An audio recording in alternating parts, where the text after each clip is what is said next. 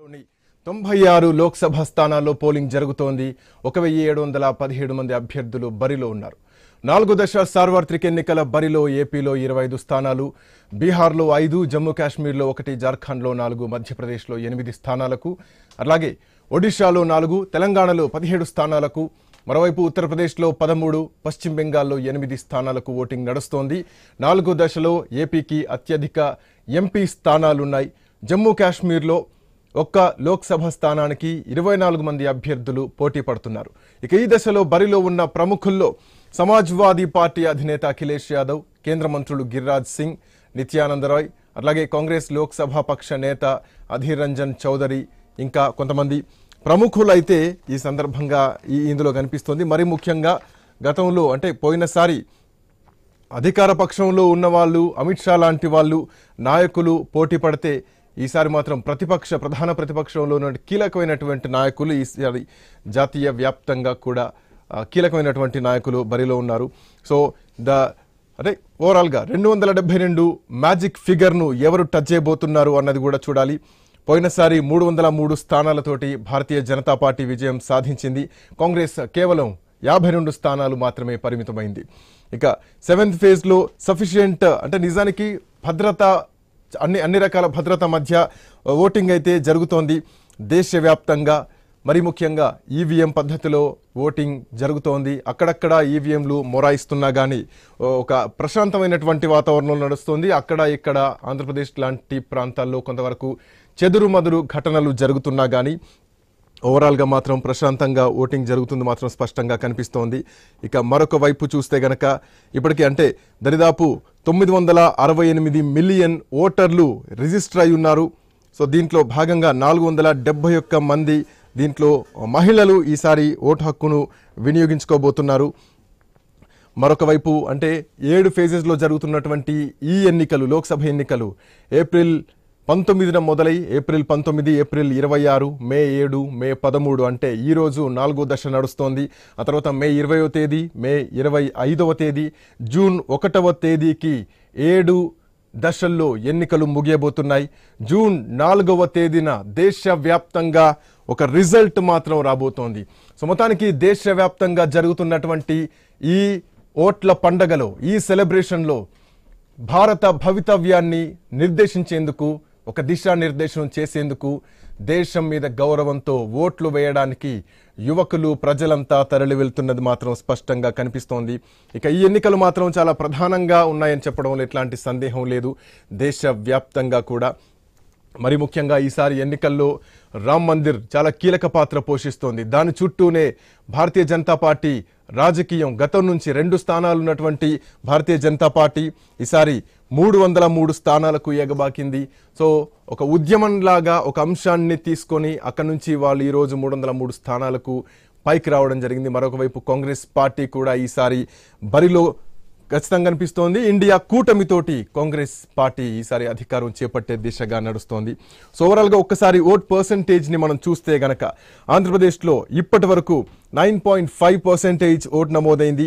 బీహార్లో 10.18%, జమ్మూ అండ్ కాశ్మీర్లో 5.7%, జార్ఖండ్లో 11.78%, మధ్యప్రదేశ్లో 14.97%, మహారాష్ట్రలో 6.45%, ఒడిశాలో 9.23%, తెలంగాణలో 9.51%, ఉత్తరప్రదేశ్లో 11.67%, అట్లాగే వెస్ట్ బెంగాల్లో 15.24%. అంటే ఓవరాల్గా చూస్తే కనుక ఇప్పటి వరకు వెస్ట్ బెంగాల్లో అత్యధికంగా పోల్ నమోదైంది. ఉదయం 6 గంటల నుంచి నడుస్తున్నటువంటి ఈ పోలింగ్ కార్యక్రమంలో ప్రజలంతా పాల్గొంటున్నారు. సో కొంత అక్కడక్కడ మందకొడిగా కొనసాగుతున్నా కానీ సో సాయంత్రం వరకు కూడా ఓవరాల్గా దేశవ్యాప్తంగా కూడా ఎక్కువ మంది యువత పాల్గొనేలాగా ఇప్పటికే ఆయా జిల్లాలకు సంబంధించినటువంటి కలెక్టర్లు కూడా వాళ్ళకు వాళ్ళకు మోటివేషన్ లాగా చెప్పడం కూడా జరుగుతుంది. ఇది హాలిడే కాదు, ఇది ఒక దేశ భవితవ్యాన్ని నిర్ణయించేటువంటి రోజు. ఖచ్చితంగా ఈరోజు అందరూ బయటకు వచ్చి ఓటు హక్కును వినియోగించుకోవాలి అంటూ కూడా చెప్తున్నటువంటి సందర్భం స్పష్టంగా కనిపిస్తోంది. రైట్, ఇక మనతో పాటు మాట్లాడడానికి నరసింహరావు గారు స్టూడియోలో ఉన్నారు.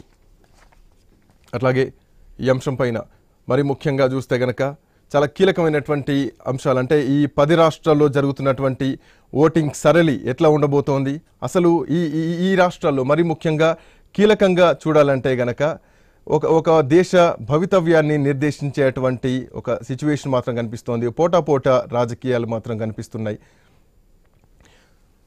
దేశవ్యాప్త దిగ్గజాలు కూడా ఈసారి పోటాపోటీకి దిగుతున్నారు. జయప్రకాష్ రావత్ అట్లాగే ఉషా వర్మ మధ్యలో హార్దోయ్లో ఒక పోటాపోటీ వాతావరణం కనిపిస్తోంది.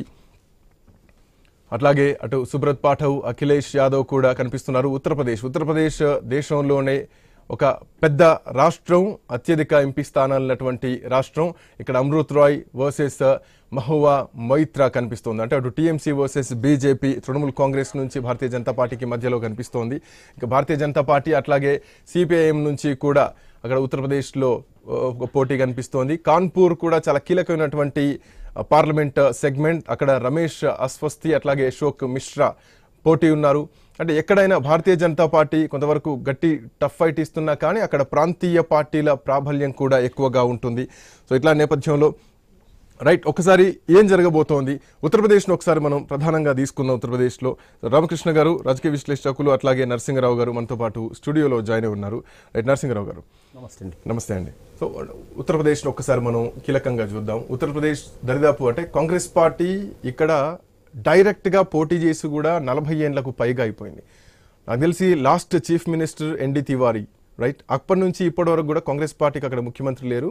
కేవలం అక్కడ ఆ ప్రాంతీయ పార్టీల మీదనే కూటమిలాగా పొత్తుల్లో వెళ్ళింది మాత్రం స్పష్టంగా కనిపిస్తుంది. బట్ ఈసారి మాత్రం యూపీ ఎన్నికలు చాలా కీలకం. ఒకవైపు ములాయం సింగ్ కొడుకు ఈసారి అఖిలేష్ యాదవ్ ప్రధానంగా ఉన్నారు. అతి చిన్న వయసులోనే అట్ ది ఏజ్ ఆఫ్ 38లోనే మాయావతి ప్రభుత్వాన్ని దింపి ఆయన ముఖ్యమంత్రిగా బాధ్యతలు చేపట్టారు. పార్టీ పగ్గాల్ని కూడా చేతిలో పట్టుకున్నారు. ఇటు యోగి ఆదిత్యనాథ్, అటు భారతీయ జనతా పార్టీ తర్వాత సెకండ్ క్యాడర్ లీడర్లు ఎవరైనా ఉన్నారంటే అమిత్ షా, మోడీ ద్వయం తర్వాత మళ్ళీ యోగి ఆదిత్యనాథ్ కనిపిస్తారు. బట్ ఓవరాల్గా చూస్తే కనుక యూపీని రామ మందిరం ఏమైనా ఈసారి ఒక విన్నింగ్ ఫ్యాక్టర్ అనుకోవచ్చా? ఎట్లా చూడొచ్చు యూపీ రాజకీయాల్ని? ఈసారి ఎన్నికల్లో భారతీయ జనతా పార్టీ మేనిఫెస్టోలో ఎక్కడ కూడా రామ మందిరం అంశాన్ని నేరుగా ప్రస్తావించలేదు. అంటే అది వాళ్ళకు పరోక్షంగా ఏదైనా దోహదకారి అవుతుండొచ్చు, కానీ ప్రత్యక్షంగా దాన్ని వాళ్ళు ఎన్నికల మేనిఫెస్టోలో అధికారికంగా పెట్టి ఓట్లు ప్రజలను అడగట్లేదు. కానీ ఎన్నికలంతా కూడా ఉత్తరప్రదేశ్కి సంబంధించినటువంటి ఎన్నికలన్నీ కూడా రామమందిరం చుట్టే తిరుగుతున్నాయి. అంటే దీనికి కారణం ఏంటంటే మనం 1989 ఎన్నికలు తీసుకున్నట్లయితే మీరు అంతకుముందు 84, 89 టర్మ్లో మాత్రమే ఉత్తరప్రదేశ్లో కాంగ్రెస్ ప్రభుత్వం. 89 దగ్గర నుంచి మొదలుపెట్టుకుంటే అంటే దేశంలో విపి సింగ్ ప్రధానమంత్రి అయిన దగ్గర నుంచి అక్కడి నుంచి వస్తున్నటువంటి క్రమంలో ఉత్తరప్రదేశ్ ఎన్నికల్లో సమాజ్వాదీ అంటే మన ఆ రోజు ఉండేటువంటి జనతాదళ్ యునైటెడ్ బీజేపీ కలిసి పనిచేయటం, అక్కడి నుంచి వరుసగా ఇక అనేక రకాలైన ఒకసారి బహుజన్ సమాజ్ పార్టీ, ఒకసారి కళ్యాణ్ సింగ్, ఒకసారి మళ్ళీ మాయావతి, మళ్ళీ ఒకసారి బహుజన్ సమాజ్ పార్టీ ఇలా వస్తూ ఉన్నాయి. ఉత్తరప్రదేశ్లో ఇంకొక విషయం ఏంటంటే మొట్టమొదటిసారిగా ఈ మధ్య కాలంలో 2 టర్ములు ఒకే పార్టీ అధికారంలో ఉండటం కూడా యోగి ఆదిత్యనాథ్ దగ్గరే చూసాం మనం.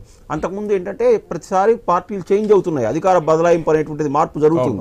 కానీ ఇక్కడికి వచ్చే వరకు అయితే ఈసారి మనం దేశవ్యాప్తంగా ఇచ్చినటువంటి ప్రముఖ సర్వే సంస్థల యొక్క వాటి యొక్క సర్వే ఫలితాలు లేకపోతే mood of the nation especially Uttar Pradesh voter చూసినట్లయితే దాదాపు సుమారుగా అంటే ఇప్పుడు మనకు తెలుగు రాష్ట్రాల్లోనేమో ఎన్నికలు జరుగుతున్నాయి.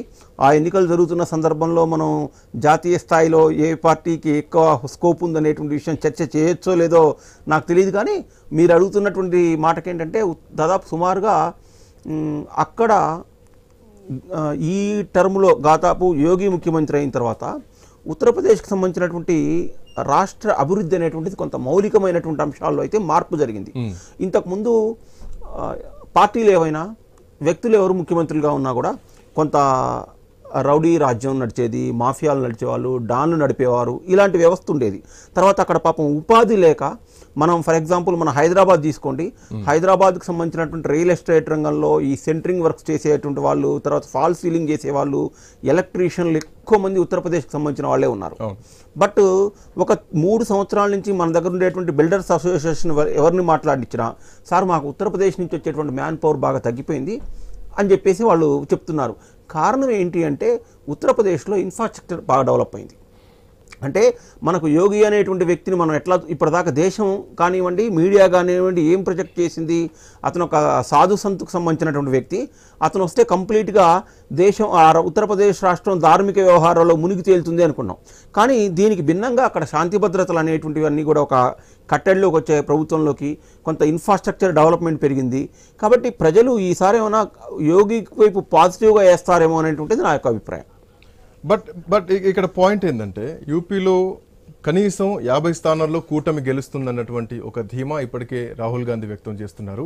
అఖిలేష్, రాహుల్ గాంధీ వీళ్ళ ప్రచారంలో కూడా రామమందిరం ఒక ఎత్తైతే గనక దరిదాపు కొన్ని వందల ఏళ్ల నుంచి ఉన్నటువంటి ఉద్యమం రామమందిరం ఈసారి భారతీయ జనతా పార్టీ ద్వారా సరే వీళ్ళ హయాంలో ఆ మందిరానికి గ్రీన్ సిగ్నల్ వస్తే అసలు ఇక్కడ పేదరికం విషయంలో కానీ అభివృద్ధి విషయంలో కానీ ఈ ప్రభుత్వం పెద్దగా పట్టించుకోలేదు. సో మరి ముఖ్యంగా ఇక్కడ కుల రాజకీయాలు ఎక్కువగా ఉంటాయి ఉత్తరప్రదేశ్లో. మత రాజకీయం అంటే నా ఉద్దేశం ఏంటంటే ఒక వజ్రాన్ని ఇంకొక వజ్రంతో కోయాలంటారు. అట్లాగే ఒక మతం ఉన్నటువంటి వజ్రాన్ని ఒక కులం అనేటువంటి వజ్రంతో కోయడానికి ఇప్పుడు ఈ కూటమి ఎత్తుగడ లాగా ఏమైనా చూడొచ్చా? కూటమికి సంబంధించినంత వరకు వాళ్ళ అమ్ముల పొదులో అస్త్రాలు ఫలానా ఉన్నాయని కనపడటానికి మనం చెప్పుకోవడానికి మనకేం కనిపించట్లేదు. కారణం ఏంటంటే కాంగ్రెస్ పార్టీ ఒక 30-35 సంవత్సరాలు 1952 నుంచి 84-89 వరకు కాంగ్రెస్ పాలించింది. మీరు చెప్పినటువంటి కులాల కుమ్ములాటలు అప్పుడు ఉన్నాయి, అభివృద్ధి లేదు అనేటువంటి విషయం అప్పుడు ఉంది, మాఫియా డాన్లు అప్పుడు ఉన్నారు, దోపిడీ అనేటువంటిది అప్పుడు ఉంది. కానీ ఈ మధ్య కాలంలోనే మనం చూస్తున్నట్లు ఇంకో విషయం ఏంటంటే ప్రత్యేకించి మీరు ఇండియా టుడే కానివ్వండి, టైమ్స్ నౌ కానివ్వండి, ప్రముఖ సర్వే సంస్థలన్నీ కూడా మీరు చెప్పినటువంటి ఏ కూటమి అనేటువంటి దానికి 4-5 స్థానాలే వాళ్ళ అంటే ప్రజల యొక్క మూడు అట్లా ఉంది అని చెప్తున్నారు. మరి రాజీవ్ గాంధీ ఎందుకు 50 స్థానాలు పైన వస్తాయంటున్నారో వాళ్ళ ఎజెండా ఏంటి అనేటువంటిది మనకు తెలియట్లేదు. కానీ సహజంగా ప్రతి పార్టీ నాయకుడు కూడా ఎన్నికల ముందు మా పార్టీ గెలుస్తుంది, మేము అధికారంలోకి వస్తామని చెప్పడం అనేటువంటి సహజం. అలా చెప్పాలి కూడా, చెప్తేనే వాళ్ళ యొక్క క్యాడర్కి ఒక కాన్ఫిడెన్స్ అనేటువంటిది బిల్డప్ అవుతుంది. అంత మాత్రాన ఉన్నది లేనట్టుగా చూయిస్తే ఒక భ్రమంలో ఉన్నట్టు అనిపిస్తుంది అనేటువంటిది నా అభిప్రాయం. ఉత్తరప్రదేశ్ వరకు అటు రామ మందిరం కానివ్వండి, లేకపోతే అభివృద్ధి కానివ్వండి, శాంతి భద్రతలు కానివ్వండి, ఈ 3 రంగాలు చూసినట్లయితే అక్కడ లాస్ట్ ఒక 8 ఇయర్స్ యోగి ఆదిత్యనాథ్ ముఖ్యమంత్రిగా వచ్చిన దగ్గర నుంచి ఒక సువ్యవస్థితమైనటువంటి వ్యవస్థ ఉంది అనేటువంటిది మనం చెప్పుకోవడం కాకుండా అనేక రకాలైనటువంటి మీడియా సంస్థలు ఇవన్నీ చెప్తున్నాయి. రైట్ రామకృష్ణ గారు, ఇప్పుడున్నటువంటి సిచ్యువేషన్లో మనం చూస్తున్నాం హిందీ బెల్ట్ అనేది చాలా కీలకమని చెప్పాలి అన్ని పార్టీలకు. అయితే ప్రాంతీయ పార్టీలను పటిష్టం చేసినటువంటి చరిత్ర ఎక్కడ మొదలైంది అంటే నన్ను అడిగితే యూపీ నుంచి స్టార్ట్ అయిందని చెప్పడం ఎట్లాంటి సందేహం లేదు. ఒకప్పుడు జాతీయ పార్టీలు ఏది చెప్తే అదే అన్నటువంటి వేద ఉన్నటువంటి పరిస్థితుల్లో ఎప్పుడైతే ములాయం సింగ్ చాలా సీరియస్గా యాక్టివ్గా పనిచేస్తారో ఆయన చెప్పింది ప్రాంతీయ పార్టీలు అన్నిటి కూడా ఈరోజు ఒక బలం చేకూరింది. ప్రాంతీయ పార్టీల స్వభావాన్ని ఈరోజు జాతీయ పార్టీలు కూడా ఫాలో అవ్వాల్సినటువంటి పరిస్థితి కనిపిస్తుంది. బట్ కమింగ్ టు యూపీ విషయానికి వస్తే కనుక గతంలో 2019తో పోలిస్తే ఆల్మోస్ట్ ఒక 62 స్థానాల్లో 49.98 తోటి 62 స్థానాల్లో గెలిచింది. బట్ ఈసారి గతంలో ఉన్నటువంటి పరిస్థితి ఈసారి రిపీట్ అయ్యే ఛాన్సెస్ ఉన్నాయా? సో ఇప్పుడు ఎట్లాంటి పరిస్థితిని మనం చూడొచ్చింది యూపీ? ముఖ్యంగా ఏంటంటే ప్రాంతీయ పార్టీల పరంగా చూసుకుంటే ఏంటంటే జాతీయ నాయకత్వం దేశం మొత్తం మీద జాతీయ పార్టీలు దృష్టి సారించి స్థానికంగా ఏదైతే సమస్యలు ఉన్నాయో ప్రభుత్వాలలో రాష్ట్రాలలో కొంచెం నెగ్లెక్ట్ చేసిన సందర్భాలు చాలా కనబడ్డాయి. ఆ టైంలోనే ములాయం సింగ్ యాదవ్ గారు ప్రాంతీయ పార్టీకి సంబంధించిన ప్రాంతీయ సమస్యల మీద ఆయన కొట్లాడడం జరిగింది. ఆ రకంగా పార్టీ విధానాలను మేనిఫెస్టోను డిజైన్ చేయడం జరిగింది. ఆ రోజు ఆయన్ను అక్కడ యూపీ ప్రజలు కూడా సమర్థించారు. కానీ మీరు ఈరోజు చూసుకుంటుంటే ఈరోజు యోగి ఆదిత్యనాథ్ గారు గత 2 సార్లు ఎలక్షన్లప్పుడు ఎమ్మెల్యే ముఖ్యమంత్రిగా అయినప్పటి నుండి కూడా అక్కడ ఒక స్టేబుల్ గవర్నమెంట్ అనేది పరిపాలనా విధానం అన్నది ఒక ఖచ్చితంగా కనబడుతుంది. అంటే మార్పులు చేర్పులు చేయకుండా కొంచెం మంచి అంటే ఒక సుస్థిర పాలన ఇచ్చే విధంగా కనబడుతుంది. కాబట్టి ఈరోజు సార్ చెప్పినట్టు మనకు అక్కడ వలస కూలీలు అనేది తగ్గిపోయి అక్కడే ఉపాధి అవకాశాలు దొరికే పరిస్థితి అయిపోయింది. అలాగే యూపీలో ఇన్ఫ్రాస్ట్రక్చర్ డెవలప్మెంట్లో కూడా చాలా ముందుంది. సో కాబట్టి ఏంటంటే అక్కడ డెవలప్మెంట్ అనేది చూపిస్తున్నారు కాబట్టి ఈరోజు యోగి ఆదిత్యనాథ్ రెండోసారి కూడా ఆయనను ముఖ్యమంత్రిగా యాక్సెప్ట్ చేశారు ప్రజలు. అలాగే ఈరోజు జాతీయ పార్టీలు వారిగా చూసుకున్నా కూడా ఈరోజు మీరు నార్త్ ఇండియా సౌత్ ఇండియానే కాదండి, ఈరోజు ప్రతి జాతీయ పార్టీ కూడా కాంగ్రెస్ పార్టీ కానీ బీజేపీ పార్టీ కానీ ప్రతి రాష్ట్రాల్లో కూడా ప్రాంతీయంగా వాళ్ళు డెవలప్మెంట్ అయ్యే విధంగానే వాళ్ళు ఫోకస్ చేస్తున్నారు. లేకపోతే తెలంగాణలో కానీ ఆంధ్రప్రదేశ్లో కానీ ఎన్నిసార్లు అమిత్ షా కానీ మోడీ గారు కానీ రాహుల్ గాంధీ గారు కానీ ఇలాంటి వాళ్ళు ఎన్నిసార్లు గతంలో ప్రదర్శించిన సందర్భాలు ఏమీ లేవు మన దగ్గర. సో ప్రాంతీయ పార్టీలను ప్రాంతీయ సమస్యలను పట్టించుకోవాలి, అక్కడ ప్రభుత్వంలో ఏర్పాటు చేయాలి, అక్కడ పార్టీల పరంగా బలంగా ఏర్పడాలనే ఉద్దేశంతో ఈరోజు జాతీయ పార్టీలు పనిచేస్తున్నాయి. కాబట్టి ఈరోజు నార్త్ సౌత్ అని లేదు, ఇటు సౌత్ సైడ్ కూడా వాళ్ళు ఫోకస్ చేశారు. నార్త్ సైడ్లో ఆల్రెడీ ఫస్ట్ నుండి కూడా వాళ్ళు జాతీయ పార్టీలు అక్కడి నుంచే ముఖ్యమంత్రులు ఉన్నారు, అక్కడి నుంచే ప్రధానమంత్రులు ఉన్నారు, అక్కడి నుంచే దేశ నాయకులు ఉన్నారు. కాబట్టి కాస్త ఫోకస్ ఎక్కువ ఉన్నది కాబట్టి అప్పుడు అలా అనిపించింది. కానీ ఇప్పుడు మారుతున్న పరిస్థితులను అనుకూలంగా చూసుకుంటే ఈరోజు దేశం మొత్తం కూడా ఒకే రకమైన వాతావరణం కనబడుతుంది. ఏ జాతీయ పార్టీ అయినా ఖచ్చితంగా ప్రాంతీయ పార్టీలను కలుపుకొని పనిచేయాల్సిన అవసరమే కనబడుతుంది. దానిలో భాగంగా ఈరోజు బీజేపీ కానీ కాంగ్రెస్ పార్టీ కానీ వాళ్ళకు సంబంధించిన పార్టీలు వాళ్ళ కూటమిలో ఉన్న వాళ్ళే ముఖ్యమంత్రులుగా ఉండాలని, రాష్ట్రాల్లో బలంగా ఉండాలని కోరుకుంటున్నారు. రామకృష్ణ గారు, కమ్ బ్యాక్ టు యూ. మనతో పాటు మారుతేష్ గారు ఉన్నారు ఫోన్ లైన్ లో. యా మారుతేష్ గారు, good morning. Good morning sir. Good morning. Yeah, very good morning. Yeah, it's a biggest festival in the country. So the people are participating, and the topic is about UP. So the UP is a very important state in the India. So it's a icon and it's a trendsetter, of course, whatever. Why? Because the Ram Mandir is there, and this is the very major factor in UP. But also there is another thing we can discuss: alliance. Okay. Right? Congress alliance with the Samajwadi Party and Akhilesh Yadav, at the same time Rahul Gandhi, they both are campaigning very well.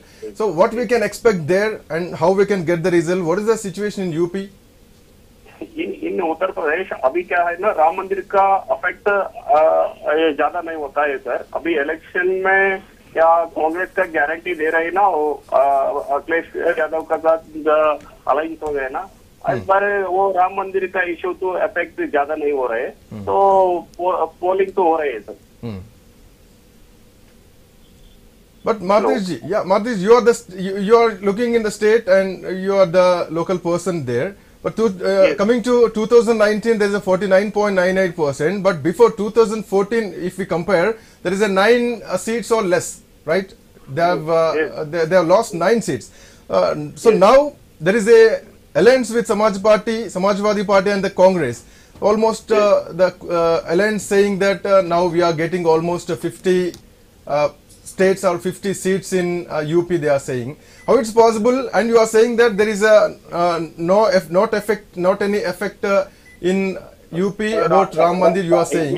But Yogi Adityanath, he is a second time chief minister there. Then how can you guess, how can you expect that?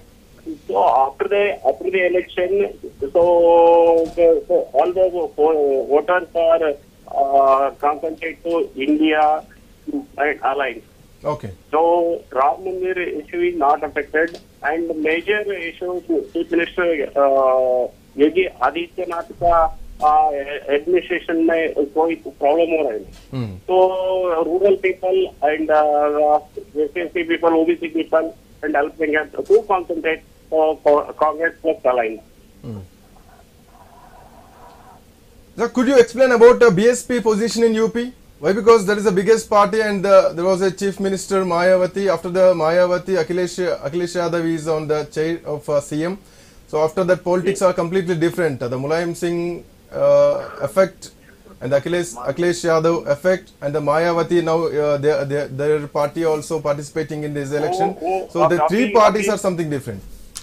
तो BSP जो तो थोड़ा seat में आ रहे हैं, और BSP थोड़ा आज आप ये इलेक्शन में some seats are winning chances is there. Yeah, thank you Martish ji. Right, Ramakrishna garu. So ఆయన చెప్తున్నారు, he is a senior journalist from Uttar Pradesh. Okay. So what is saying? Ram Mandir effect పెద్దగా ఉండకపోవచ్చు, ఎందుకంటే ఇక్కడ development తో పోలిస్తే రామ్ మందిర్ ఒక sentiment లాగా ఉంది అఫ్ కోర్స్. బట్ దేశవ్యాప్తంగా చూస్తే కనుక ఉత్తరప్రదేశ్ రామ్ మందిర్ అనేది దేశవ్యాప్తంగా ఎన్నికల ప్రచారానికి ఒక ఆయుధంలాగా మారింది. కమింగ్ టు యూపీ విషయానికి వస్తే ఈ సెయింగ్ సంథింగ్ డిఫరెంట్. బట్ దీన్ని ఎట్లా చూడొచ్చు మనం? ఇంతకుముందు ఇప్పుడు ఒకసారి ఒకటే కదండి, ఇంతకుముందు ఈసారి కూడా చెప్పారు, మేము కూడా చెప్తున్నాము. రామ మందిరం అనేది ఒక బీజేపీ ఎజెండా కాదు, బీజేపీ మేనిఫెస్టో కాదు, బీజేపీ అభివృద్ధి చూపించుకునే ఒక పార్ట్ ఆఫ్ మేము కాదు. అక్కడ రామ మందిరం నుంచి బీజేపీ ఒక ఫస్ట్ నుండి ఒక పోరాటం చేసింది కాబట్టి ఆ రోజు ఒక దానిలో భాగంగా కానీ అదే ఎలక్షన్లో ప్రచారం అవుతుంది అనుకుని నేను ఫస్ట్ నుండి కూడా చెప్తున్నా. దాన్ని ఇక్కడ యూపీకి వచ్చేసేసరికి సుస్థిర పాలన చెప్తున్నా. అంటే యోగి ఆదిత్యనాథ్ గారు రెండు దఫాలుగా కానీ అక్కడ చేసిన అభివృద్ధి కానీ అక్కడ చేసిన కొన్ని అరాచకాలను అణిచిపెట్టే విధానంలో కానీ పోలీస్ వ్యవస్థను అడ్మినిస్ట్రేషన్ విధంగా కానీ ఆయన చేసుకున్న నిర్ణయాలను కాబట్టి ఈరోజు ప్రజలు ఆయనకు పూర్తి మద్దతుగా ఉన్నారని చెప్పొచ్చు. కానీ ఇలాంటి రామ మందిరం పార్ట్ ఆఫ్ బీజేపీ వాళ్ళు తీసుకున్న ఒక నిర్ణయం, కానీ అదేది ఎక్కడ కూడా దాని ఎఫెక్ట్ అయితే ఉండదు. అది అని చెప్పిన వాస్తవమే. ఇక్కడ చూసినదైతే మాత్రం ఆయన పాలన అడ్మినిస్ట్రేషన్ మాత్రం చాలా బాగుందన్న రిపోర్ట్ మాత్రమే మనకు ఎక్కువ. రైట్, మాట్లాడదాం. మనతో పాటు మన కోటేశ్వరరావు గారు కూడా ఉన్నారు. కోటేశ్వరరావు గారు, good morning. Good morning. So మొత్తానికి ఒక పండుగ దేశవ్యాప్తంగా నడుస్తోంది. సో ప్రస్తుతానికి ఈ రోజు 10 రాష్ట్రాల్లో ఎన్నికలు నడుస్తున్నాయి లోక్సభ స్థానాలకు. సో ఇట్లా నేపథ్యంలో మనం ఒకసారి ఉత్తరప్రదేశ్ అట్లాగే బీహార్లో ఉన్నటువంటి పరిస్థితులు ఎట్లా ఉన్నాయని చూస్తున్నాం. కమింగ్ టు యూపీ విషయానికి వస్తే అడ్మినిస్ట్రేషన్ బాగుంది, బట్ రామ మందిరం మాత్రం అంత ఎన్నికల ఆయుధం కాకపోవచ్చు అన్నది మనకు విశ్లేషకులు చెప్తున్నటువంటి మాట. అట్ ది సేమ్ టైం అక్కడ కూడా పరిస్థితులు అడ్మినిస్ట్రేషన్ వైపు చూస్తే యోగి, బట్ కమింగ్ టు డెవలప్మెంట్ కూడా చూడాల్సినటువంటి అవసరం ఉందనేది ఒకటి కనిపిస్తోంది. కోటేశ్వరరావు గారు, ఇంకొకటి చెప్పండి. బీహార్ విషయానికి వస్తే నితీష్ కుమార్ వ్యవహారం ఏమైనా బెడిసికొట్టే అవకాశం ఉందనుకోవాలా? హిందీ బెల్ట్ లో మరొక ఉత్తరప్రదేశ్ తో పాటు మరొక కీలకమైనటువంటి రాష్ట్రం బీహార్. సో ఈ బీహార్ లో మొత్తం 40 లోక్సభ స్థానాలకు గాను 2019లో ఎన్డీఏకు 39 స్థానాలు వచ్చినటువంటి విషయం కూడా మనకు తెలుసు. బీజేపీకి 17, అట్లాగే ఎన్డీఏ ఏకపక్షాలైనటువంటి జనతాదళ్ యునైటెడ్ కు 16 వచ్చినాయి. లోక్ జన్ శక్తి కూడా ఒక 6 స్థానాలు రావడం జరిగింది. సో ఎట్లా చూడొచ్చు బీహార్ పరిస్థితిని? ఇప్పుడు కర్ణాటకలో పదవి కాంక్షకి పదవి కోసం ఏ గడ్డైనా కరుస్తారు అనేటువంటిది జేడీఎస్ విషయంలో అక్కడ ఓటర్లు ఏ విధమైనటువంటి తీర్పు మొన్న అసెంబ్లీ ఎన్నికల్లో ఇచ్చారో మనం చూసాం. అంటే అవకాశవాదుల్ని ఎల్లకాలం జనం సహించరు అనేటువంటిది ఒక ఇండికేషన్. బీహార్కు వచ్చేసరికి జేడీఎస్ ని మించినటువంటి పక్కా అవకాశవాది నితీష్ కుమార్. ఎగ్జాక్ట్లీ. అందువలన అక్కడ ఉన్నటువంటి కాంపోజిషన్ లో ఆయన అటు బీజేపీని ఉపయోగించుకొని, అదే విధంగా ఇటు ఆర్జేడీని ఇతర పార్టీలను ఉపయోగించుకొని ముఖ్యమంత్రి పదవిని కాపాడుకుంటూ వస్తూ పక్క పవర్ మాంగర్ గా అక్కడ తేలారు. అందువలన ఈ ఎన్నికల్లో ఇప్పటి వరకు వచ్చినటువంటి వార్తల ప్రకారం అది రివర్స్ అయ్యేటువంటి అవకాశం ఉంది. ఈసారి ఎన్డీఏ కూటమికి అక్కడ దెబ్బ తగిలేటువంటి అవకాశం ఉందనేటువంటి వార్తలు వస్తున్నాయి.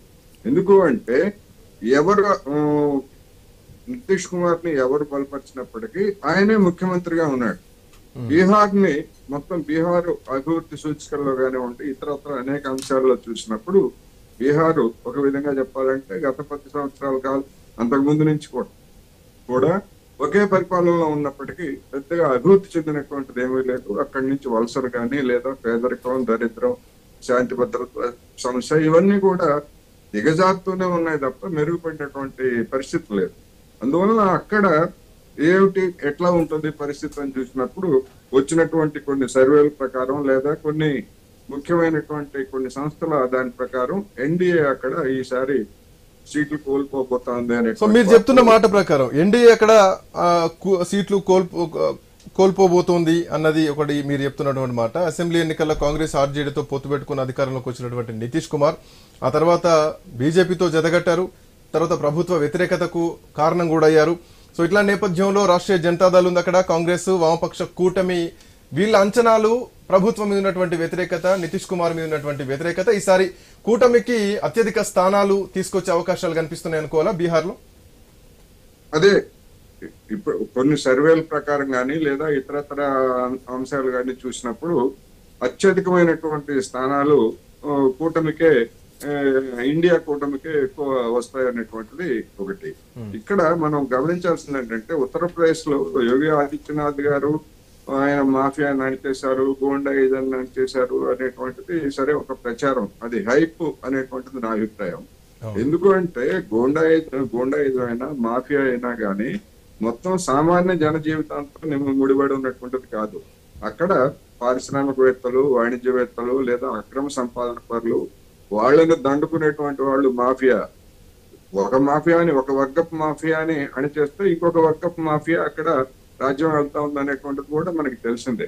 మొత్తంగా చూసినప్పుడు యోగి ఆదిత్యనాథ్ గారి పాలనలో అక్కడ జరిగినటువంటి అభివృద్ధి ఏదో ఆకస్మికంగా వలసలన్నీ ఆగిపోయినాయి అనేటువంటి దానికి కూడా ఎలాంటి ఆధారము లేదు. ఎందుకు అంటే ఇన్ఫ్రాస్ట్రక్చర్ అనేటువంటిది, మౌలిక సదుపాయాలు అనేటువంటిది ప్రభుత్వ రంగంలో మౌలిక సదుపాయాలు అనేటువంటివి రేవులు లేకపోతే నేషనల్ హైవేస్ ఇట్లాంటివి తప్ప గ్రామాల్లో గాని లేదా చిన్న చిన్న పట్టణాల్లో గాని ఇతరత్ర ఉపాధి కల్పించేటువంటి ఇన్ఫ్రాస్ట్రక్చర్ ప్రభుత్వ రంగంలో అటు కేంద్ర ప్రభుత్వం గాని రాష్ట్ర ప్రభుత్వం గాని ఏమీ లేదు.